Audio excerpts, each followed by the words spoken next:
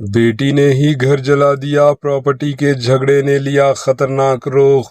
पड़ोसी रियासत आंध्र प्रदेश के जिले पलनाडु के चिलकलूरीपेटा इलाके के एक गांव में एक सनसनीखेज वाकया पेश आया, जहां एक सगी बेटी ने प्रॉपर्टी के तनाजे पर अपने ही घर को आग लगा दी। अदालत के मुताबिक मुलजिमा चंद्रिका काफी अरसे से प्रॉपर्टी के मामले पर अपने वालिदैन को हिरासान व परेशान कर रही थी। झगड़ा शिद्दत इख्तियार करने पर इसने होश खो दिया और इंतहाई कदम उठाते हुए रात के वक्त घर में सो रहे वालिदैन पर पेट्रोल छिड़क कर आग लगा दी। खुशकिस्मती से अहले खाना ने बर वक्त आग को महसूस कर लिया और फौरी तौर पर घर से बाहर निकलकर अपनी जान बचा ली। ताहम घर में मौजूद फर्नीचर और दीगर साजो सामान मुकम्मल तौर पर आग की लपेट में आ गया और खाक हो गया। वाक़ई के बाद पुलिस ने फौरी कार्रवाई करते हुए मुलजिमा बेटी चंद्रिका के खिलाफ केस दर्ज कर लिया और मजीद तहकीकात जारी है।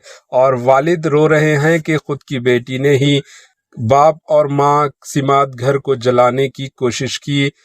Bureau report, HN news. Goal చేస్తానే ఉంటది. రెండు రోజుకి వచ్చి ఒక గోల్ చేస్తానే ఉంటది. రెండు పెళ్లిళ్ళు చేసుకుంది. పెళ్లిళ్ళు చేసుకున్నా నాకు ఈ ఆస్తి కావాలి అని చెప్పి ఏడిపిస్తుంది. రాత్రి పెట్రోల్ పోసి ఇల్లంతా తగలబెట్టిందండి. నేను ప్రాణభయంతో లోపలికి వెళ్ళాను. మా పిల్లని తీసుకొని మనవరాన్ని తీసుకొని లోపలికి వెళ్ళాను. బయట ఏం జరిగిందో తెలియలేదు. బజార్ వాళ్ళందరూ వచ్చి వాళ్ళే నీళ్లు పోసి ఆర్పేసి ఇంకా అందరినీ అరిశారు. ఎందుకు చేస్తున్నా అమ్మాయి? ఆస్తి కోసం అండి. ఎంత అమౌంట్?